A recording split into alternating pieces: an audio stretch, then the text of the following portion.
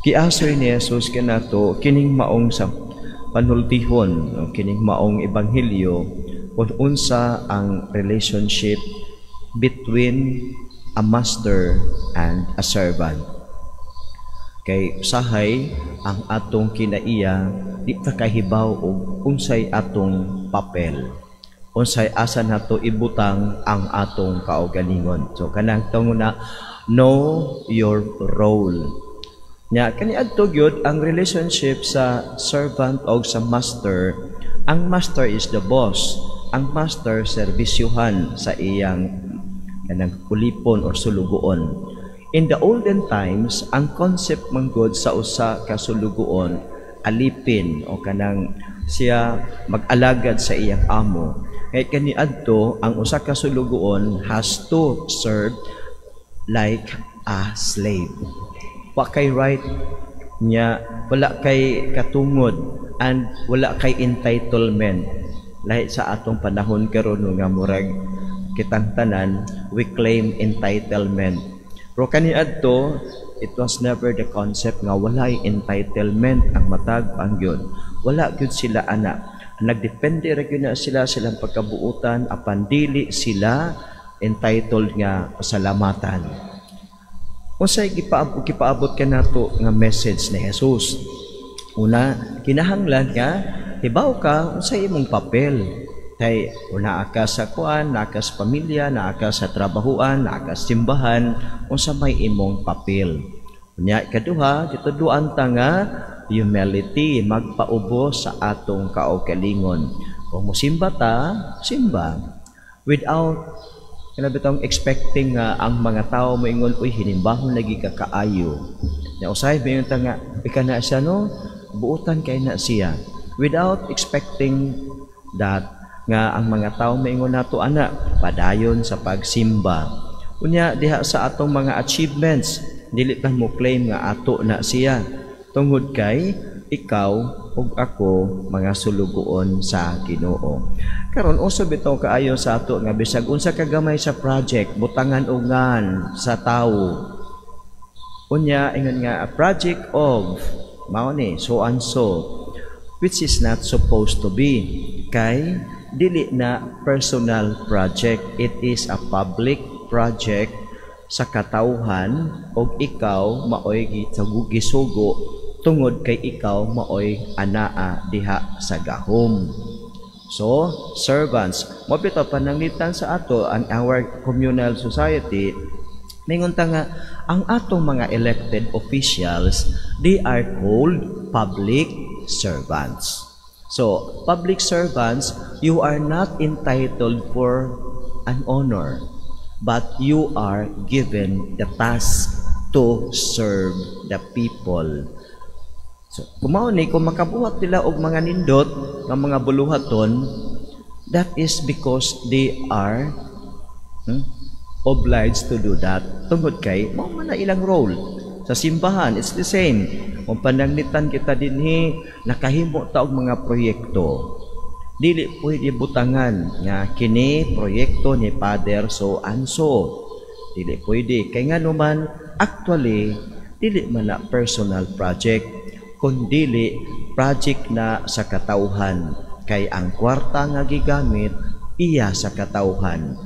Ang pari nga nagpahimo nagdumala ni ana mao lamang ang nasuguan tungod kay naa siya dinhang dapita sa parokya. So mao ni nga ang una pa nang atog yung pamalandungan ug maayo nga ang usa ka sulugoon magbuhat sa angay pagabuhaton. Whatever he or she does, dili na tungod sa iyang personal, kundi tungod kay sulugoon siya. So mao pod itong pamalandungan kung ikaw nahimong maayong tatay, ikaw nahimong maayong nanay, aning kamot ka tungod kay ikaw sulugoon og ang imong role is to take care, to defend, and to provide the needs of your family. So mao na ang usahay kita no, we claim entitlement pangita nga sus kung wa pa ko maning kamot di gyud ni siya mahitabo kining kuana. Dili, kung wa pa maning kamot ang katawhan dili gyud ni mahitabo nga proyekto. Kay kung ikaw maning kamot ka, unya ang katawhan dili mo suporta nimo, unsa may imong igasto? Ang tanang proyekto nato, government ug simbahan, ang kwarta gikan sa katawhan, dili gikan sa individual nga atong gibutang sa posisyon. So mao na mga kaigsuonan nga gipahinumduman ta sa Ginoo, bisan dagko ta og mga nahuman, bisan dagko ta og mga nabuhat nga mga proyekto, achievements, whatever we call, kining tanan atong nabuhat tungod kay kita mga sulugoon sa Ginoo. Og kining tanan dili imuha, dili ang kunon, kun dili imo hinuong ang kunon nga iya kinis katawhan. Nga people's project through, pwede na gyud butangan og through, rather than the project of so and so. Di na sa sakto sa kanang gitawag ito nga moral criterion. Tungod kay no amount of money nga nagagikan gyud sa person.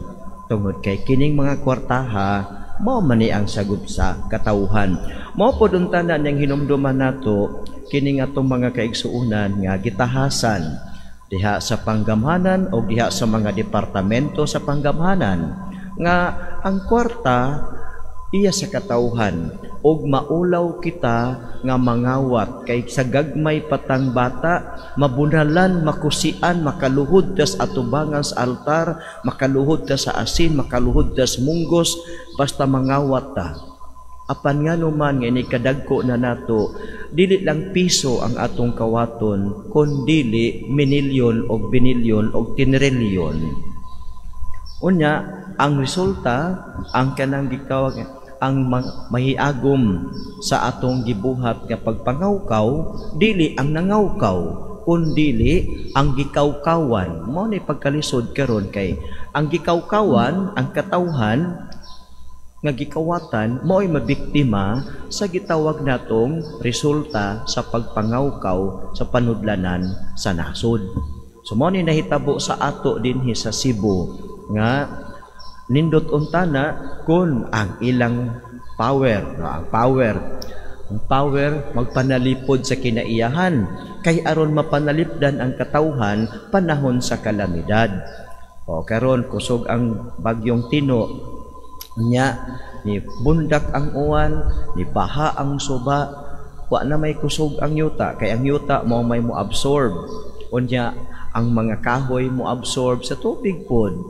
Karon simento naman unsa may mo absorb. Unya ang yuta, ang bukid guba na. O ganung guba na kay gihimo ng mga subdivisions. Karon development kuno ang tawag ani, pero ang resulta kalamidad. So mo ni atong tan-awon ba nga ban-ablaw kining kung nagtugyanan tag power, kini bang atong power to approve, to make sign the document, makatabang ba ni o sumala ba sa gilatid sa gobyerno, gilatid sa balaod nga atong buhaton. Kay basig milapas na puta ang kung tawag ato ning katungod pero dili nimo katungod. Pasalamat ta sa Sierra Madre dito sa Luzon kay paghapak dito sa kanang bagyong nga si Uwan, ang nanagang sa ila ang mga kakahuyan sa inahan nga kabukiran Sierra Madre, no? Dito naluya si Uwan nya mingadto sa salain nga lugar. Mo na importante kaayo nga kung sulugoon ta, know your role. You are not the owner of the whole world. Kung sulugoon ka, ang imong term pagkasulugoon mo endra pod. Unya inig mo enda imong term kay masuko ka nga naay mapuli nimo.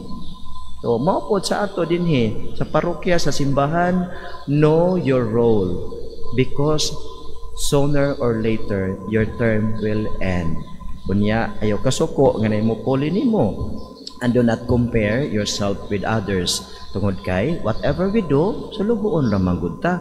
Okay, sulugoon ta, magbuhat lang gyud ta og angay nga atong pagabo, haton og kana iya na sa katawhan, dili na sa personal nga tawo nga gihimo gagisugo, dili ta pwede mo angkon ana.